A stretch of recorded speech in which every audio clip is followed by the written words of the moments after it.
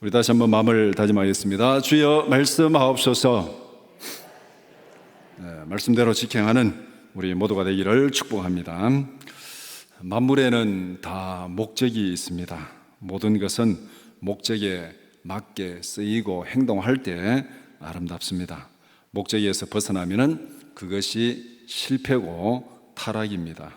우리의 삶은 표대를 향해서 달려가는 경주하는 삶이라고 바울 사도는 성경에서 그렇게 말씀하고 있습니다. 그렇다면 우리의 삶은 목표에서 이탈하면 안 됩니다. 표대를 향해서 달려가는 사람이 표대가 이쪽에 있는데 반대쪽으로 달려간다면 그는 어리석은 사람이죠. 그래서 우리가 살아가는 목적을 바로 깨닫고 그 목적에 마음과 생각을 집중하며 살아가는 우리 모두가 되기를 축복합니다. 하루하루 살아가면서 내가 왜 살아가고 있는가? 하나님 앞에서 어떤 삶을 살아야 되는가? 이 질문을 가지고 하루하루 살아간다면 아마 우리의 삶은 하나님께서 정하신 목표점에 도달하게 될 것입니다. 오늘 마태복음 21장 1절에서 17절을 읽었습니다. 예수님께서 왕으로 예루살렘에 들어가시는 장면을 설명하고 있습니다. 왜 왕의 모습으로 분장하고 예루살렘에 들어가십니까? 이 행동 자체가 세상에서 자신을 선포하는 계시적인 행동입니다. 내가 누구인지, 예수님이 어떤 목적으로 왜 이 땅에 오셨는지 그 목적을 분명히 드러내 보여주는 것, 그것이 바로 지금 예수님께서 예루살렘에 들어가는 모습. 예수님이 명절 때마다 예루살렘에 여러 번 들어갔지만은 이렇게 하지는 않았습니다. 이제 이 마지막 예루살렘에 들어가면서 특별한 모습으로 지금 예수님께서 예루살렘에 들어가고 있습니다. 이것은 바로 내가 누구인지, 자신이 누구인지를 분명히 보여주는 행동입니다. 예수님은 왕으로 이 땅에 오셨습니다. 세상 죄를 위하여 십자가에서 죽기 위해 이 땅에 오셨습니다. 이 둘이 서로 충돌되는 개념으로 이 구약에서 또 유대인들이 이해를 못했습니다. 왕으로 오셨고 죽기 위해서 오셨다. 그런데 예수님은 유대인의 왕으로 십자가에서 죽으셨습니다. 마태복음은 하나하나 다 행동을 성경대로 되었다, 성경대로 되었다, 그것을 계속 강조하고 있습니다.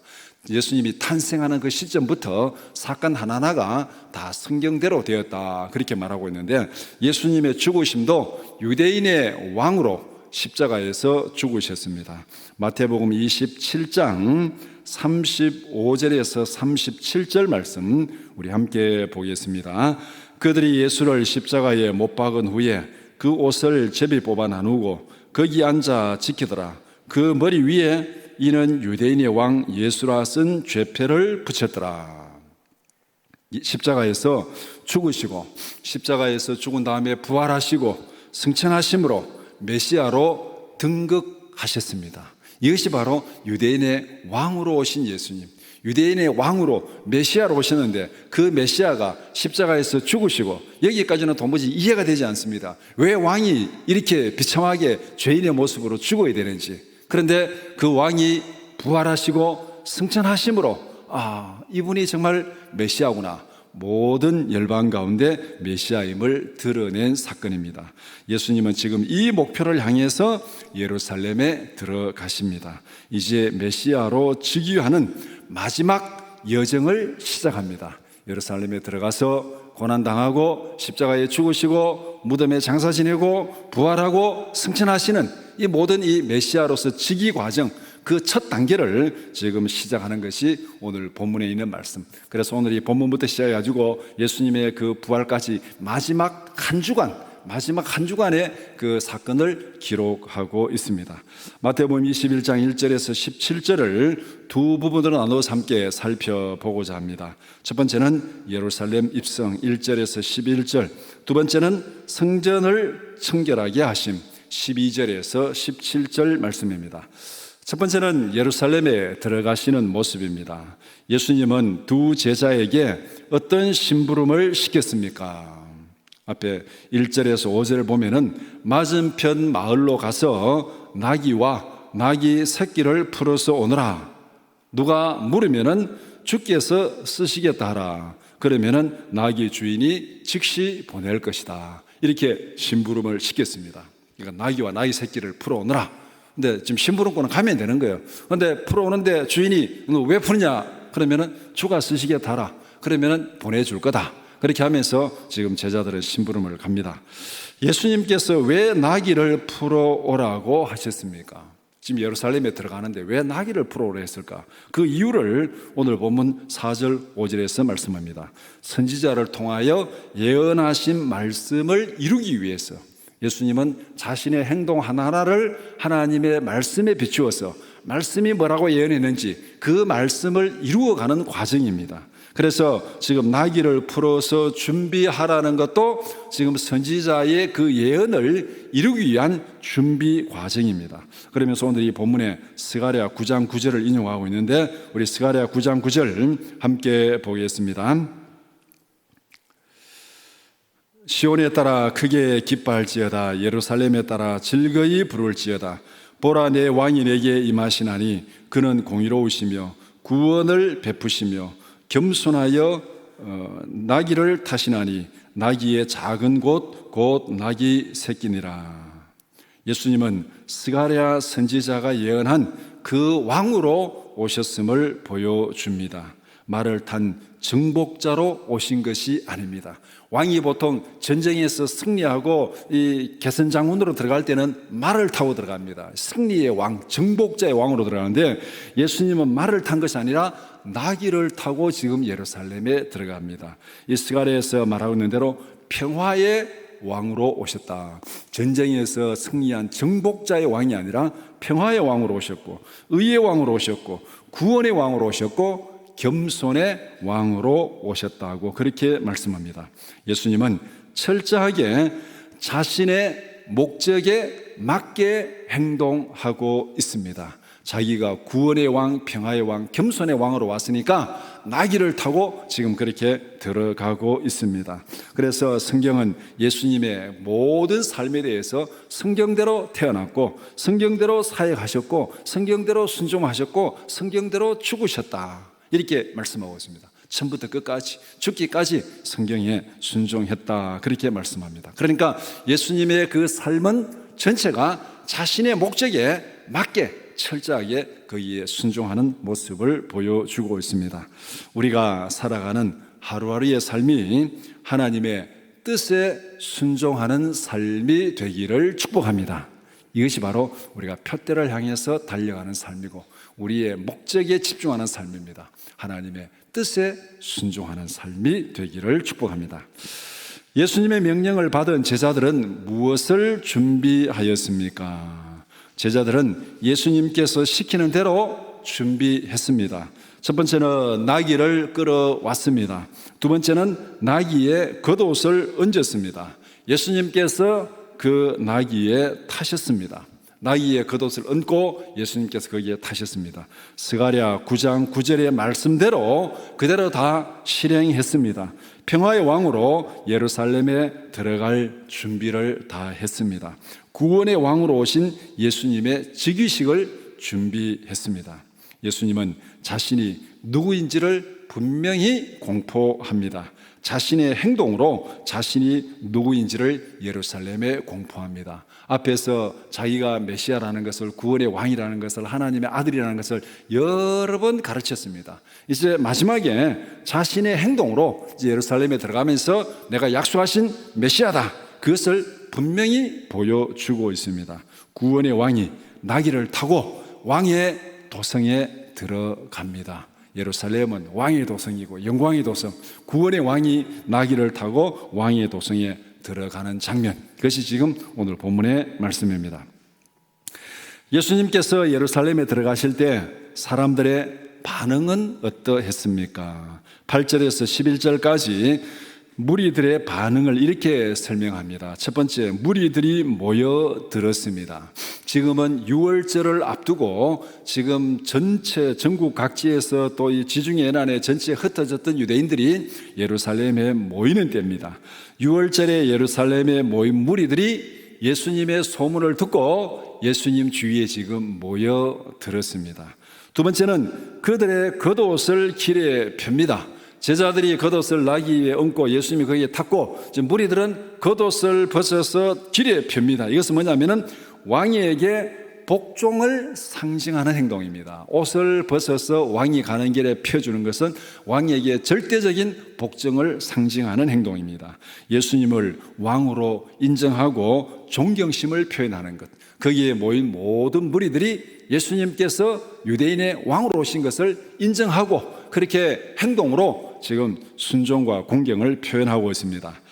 그 다음에 세 번째는 나뭇가지를 길에 깝니다. 나뭇가지를 꺾어서 길에 깔고 다른 성에 보면 나뭇가지를 들고 흔들고 이렇게 찬양했다 이렇게 말하고 있는데 여기서 나뭇가지는 종려나무 가지를 의미하는데 종려나무 가지는 승리를 상징합니다.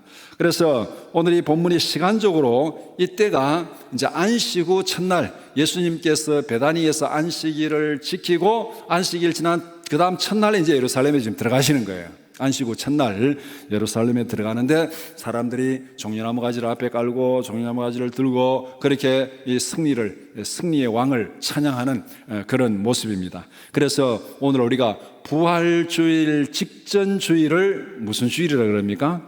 우리가 종려주일이라 그렇게 얘기합니다. 부활주일 직전 주일을 종려주일, 예수님이 죽으시고 부활하신 날이 이제 부활주일이고 그 직전 안식 후 첫날이 지금 예수님이 예루살렘에 들어갈 때 무리들이 종려나무 가지를 앞에 깔고 들고 흔들고 찬양한, 그래서 종려주일이라 그렇게 얘기합니다.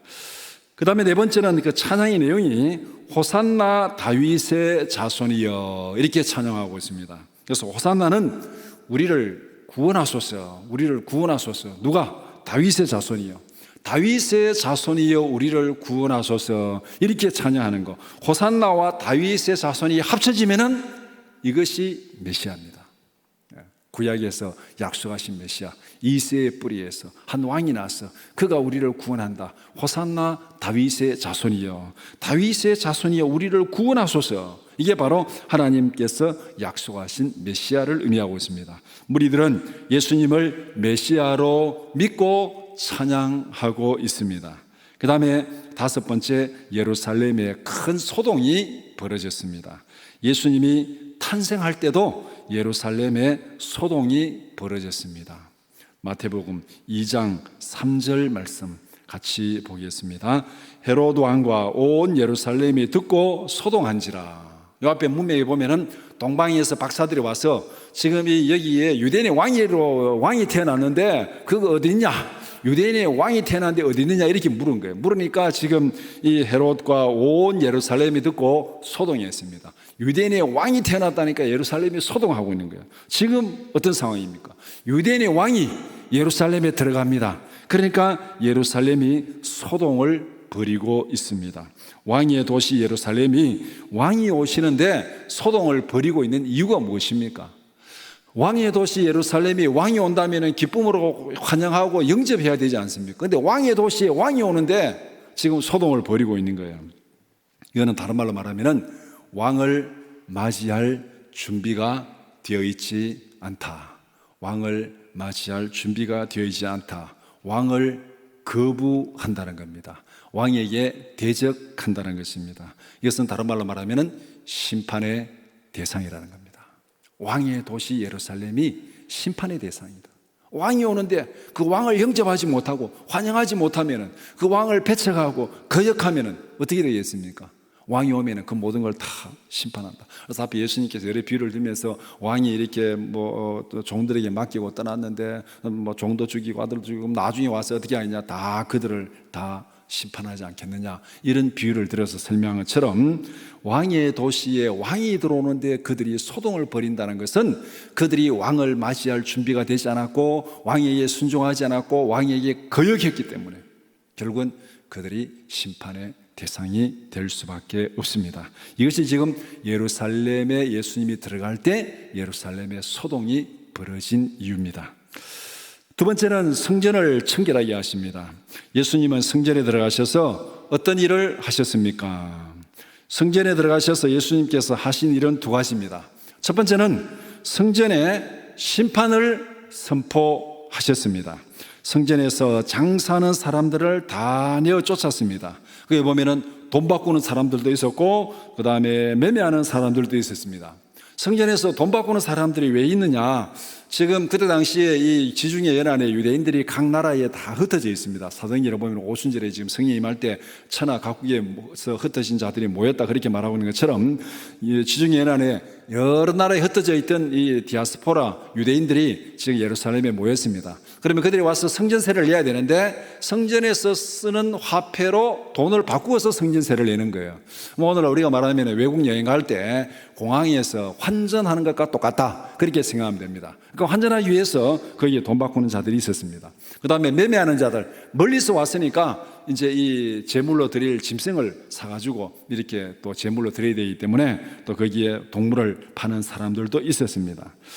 그러면 왜 성전에서 돈을 바꾸고 물건을 매매하는 일이 성전에서 벌어지는가? 아니면 뭐 예루살렘 어느 한 곳에 뭐 장터에 가서 이 일이 있어도 되잖아요. 근데 구태여 또 성전 안에 지금 이런 일이 일어나고 있습니다. 그래서 뭐냐면은 편리함을 핑계로 시작했지만은 이것이 폭리를 챙기는 이권으로 변질된 겁니다.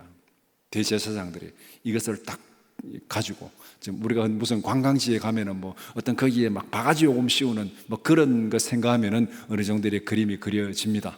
그러니까 다른 데서 허용하지 않고 성전 한 구역을 정해가지고 여기에서 요거 해라 허가권을 내주면서 거기에 대단한 폭리를 취하는, 그러니까 그것이 어떻게 보면은 이 대제사장들 또 그때 당시에 이 성전을 중심으로 한 그 종교 권력의 어떤 돈줄이 되는 그런 형태로 지금 변질되고 있습니다. 그래서 예수님께서 뭐라고 말합니까? 하나님께 기도하는 집을 강도의 소굴로 만들었다. 기도하는 집을 강도의 소굴로 만들었다. 성전이 본래의 목적을 상실하고 탐욕의 소굴이 되었다는 것입니다. 이것이 예수님께서 심판을 선언하는 이유입니다. 성전을 심판하는 거예요. 성전의 모든 걸 다 쫓아내고 성전 질서를 다 뒤엎은 겁니다. 그래서 이거는 지금 하나님 앞에 기도하는 집이 어떻게 강도의 소굴로 바뀌었느냐? 그래서 모든 걸 다 뒤집고, 그러니까 이 성전을 강도의 소굴이라고 선언하는 것은 결국 뭡니까? 심판을 선언하는 거예요.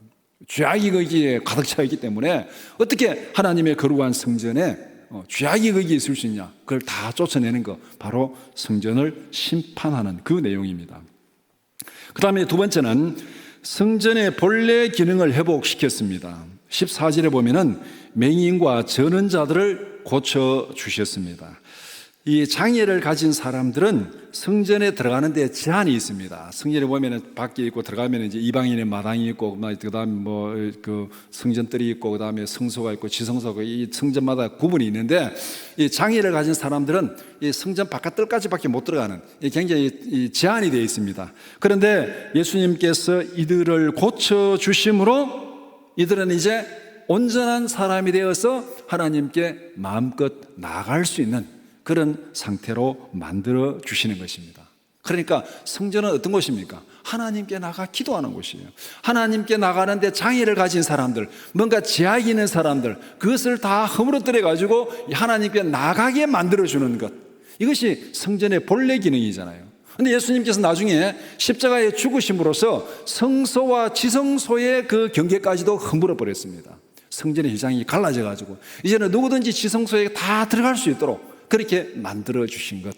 그러니까 예수님의 이 사역의 핵심은 누구든지 하나님 앞에 나아가는데 방해가 없이, 제약이 없이, 조건 없이 다 나갈 수 있도록 만들어주는 것. 이것이 바로 예수님께서 오셔서 성전의 본래 기능을 회복하시고, 예수님이 유월절 어린 양으로 오셔가지고 원래 예수님의 사역을 감당하는 그 모습을 여기에서 보여주고 있습니다. 그리고 보면은 지금 예수님이 성전에 들어가서 하신 일은 두 가지입니다. 하나는 성전을 심판하는 것이고, 하나는 성전의 본래 기능을 회복하는 것. 그 안에 죄가 있는 자들은 심판을 받을 것이고, 하나님 앞에 나가는데 장애가 있고 하나님 앞에 나가는데 뭔가 이 걸림돌이 있는 자들은 그것을 다 제거해서 누구든지 하나님 앞에 담대하게 나갈 수 있도록 만들어주는 것. 이것이 바로 예수님이 이 땅에 오신 이유입니다. 예수님은 타작마당의 주인으로 이 땅에 오셨습니다. 예수님께서 오시면 두 가지 분리작업이 일어납니다. 하나님을 대적하는 자들에게는 심판으로 임하시고, 하나님을 사랑하는 자들에게는 구원으로 임하십니다. 그래서 예수님이 오실 때 예루살렘에 소동이 벌어진 것입니다. 대제사장들, 서기관들, 그들은 심판의 대상이 된 거예요. 그러니까 지금 소동이 벌어진 거죠. 기뻐하고 찬양하지 못하고 자기들이 지금 하나님 앞에 거역하고 대적하고 하다가 지금 죄악 가운데서 심판받게 되니까 그들이 소동을 벌인 것입니다. 대제사장들이 예수님께서 하신 일을 보고 분노한 이유는 무엇이었습니까? 대제사장들이 분노한 이유는 두 가지입니다. 첫 번째는 예수님이 자기들의 권위에 정면으로 도전했다고 생각합니다. 성전에서 행해지는 질서를 뒤엎었습니다. 지금 돈을 바꾸고 그 다음에 짐승을 팔고 하는 거 다 상을 뒤엎고 다 내쫓아버렸습니다. 성전의 모든 질서를 예수님이 뒤집은 거죠. 간단히 말하면은 대제사장들의 돈줄을 건드린 겁니다. 돈줄을 건드린 거예요. 대제사장들이 거기에서 이권을 받고 다 허가해 줬는데 그걸 다 부정했으니까 지금 돈줄을 건드린 겁니까? 건드렸습니다. 어떤 권력이든지 기득권이 도전을 받으면 참지 못합니다.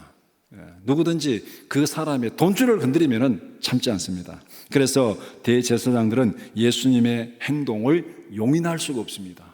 그냥 볼 수가 없습니다. 자기들의 그 기득권을 부정하고 자기들의 돈줄을 건드리기 때문에 예수님의 행동을 그냥 두고 볼 수 없는 것이죠.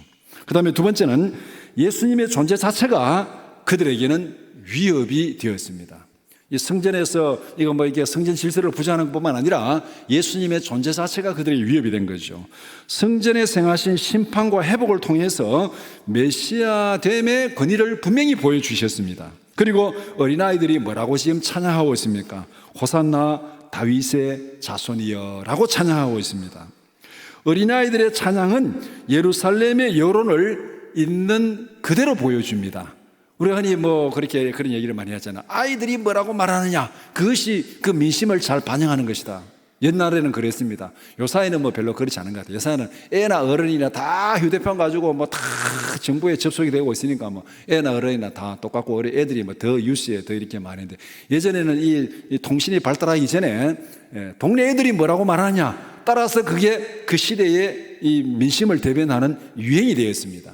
그러니까 오늘 이 본문에서도 예루살렘에 있는 아이들이 호산나 다윗의 자손이여 그렇게 찬양하고 있습니다. 아이들의 이 모습, 이것이 지금 예루살렘의 민심이 무엇인지를 보여주고 있습니다. 그러니까 예수님을 대적하는 대제사장들과 서기관들은 어떻게 되는 겁니까? 예수님이 메시아라면은 예수님을 대적하는 대제사장, 서기관들은 어떤 존재입니까? 그들은 심판의 대상입니다. 멸망의 대상입니다. 이런 상황에서 어떻게 예수님의 행동을 허용하겠습니까? 자기들이 살기 위해서는 마지막까지 발악할 수밖에 없습니다. 이것이 대제사장들과 서기관들이 분노하는 이유입니다. 결과적으로 보면은 하나님께 대적하는 길은 구원의 길이 아닙니다. 대제사장과 서기관들이 여기서 모면하려고 예수님을 잡아다가 빌라도 법정에 가서 죽였는데, 자기들이 이긴 것처럼 보였는데, 그러나 그것이 결국은 구원의 길이 아닙니다. 지금 자기들이 잘못됐다는 거, 하나님의 뜻에 거역하고 있다는 거, 그거를 딱 발견하는 순간에 거기서 회개하고 돌아서야 되는데, 그것이 제대로 안 되는 것이 인간의 현실입니다. 우리가 어떤 일을 나는 이렇다 주장하고 쭉 지나오다가 어느 순간에 이게 아니네 딱 깨닫는 순간이 있습니다. 깨달으면 그것을 바로 바꾸면 되는데 깨달아도 바꾸지를 못합니다. 왜? 지금까지 이렇게 해왔으니까 그걸 어떻게 내가 바꿀 수 있느냐? 알면서도 그 다음에는 우깁니다. 그것이 죄인의 모습입니다. 로마서 1장에도 그것을 분명히 말씀하고 있습니다. 이렇게 하면은 그들이 사형에 해당된다는 걸, 하나님이 선포하신 걸 분명히 알고도 자기들의 행동을 옳다고 우길 뿐만 아니라 다른 사람에게도 그렇게 하라고 강요하는 그런 죄인의 모습, 바로 이것이 오늘 이 땅에 살아가는 죄인의 모습입니다. 자기의 잘못을 깨닫는 순간에 탁 돌아서면 문제가 없는데 그걸 돌아서지를 못해요. 다른 핑계를 대고 다른 이유를 대고 끝까지 자기가 옳다고 그렇게 우기고 있습니다. 그래서 이 대제사장들, 서기관들, 이들은 하나님의 심판을 피할 수가 없습니다. 우리는 이렇게 기도해야 됩니다. 하나님, 항상 하나님의 뜻을 깨닫게 하옵소서. 나의 고집이 아니라 하나님의 뜻을 깨닫게 하시고 하나님의 뜻에 순종하게 하옵소서. 이것이 우리가 날마다 드리는 기도가 되어야 됩니다. 왜? 우리는 죄에 오염되어 있기 때문에 날마다 하나님의 뜻을 깨닫고 그 뜻에 순종하게 하옵소서. 그렇지 않으면 우리도 하나님의 뜻에서 벗어날 수밖에 없습니다. 분노하는 대제사장들과 서기관들에게 예수님은 무엇이라고 답변하셨습니까? 예수님의 답변은 간단합니다. 하나님의 뜻이 이루어진 것이다. 하나님께서 계획하시고 선지자들이 예언한 메시아가 왔다. 어린아이와 젖먹이들의 입을 통해서 그 사실을 선포하고 있다. 이것이 예수님의 답변이에요.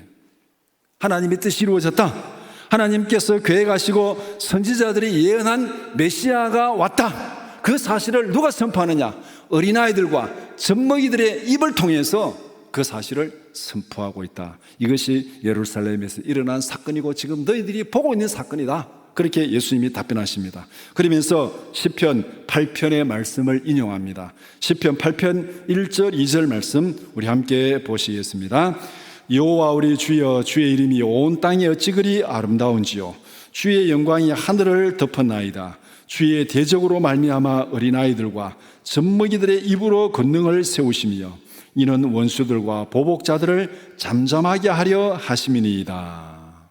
예수님은 자신이 성경에 예언한 메시아임을 분명히 선포하십니다. 예수님은 메시아로서 다윗의 혈통에서 나셨습니다. 예수님은 세상의 죄를 지고 가는 유월절 어린 양으로 오셨습니다. 이제 그 메시아가 유월절을 앞두고 예루살렘에 들어가십니다. 하나님께서 약속하신 메시아가 왔는데 예루살렘은 기뻐하기보다는 분노하고 배척하고 있습니다.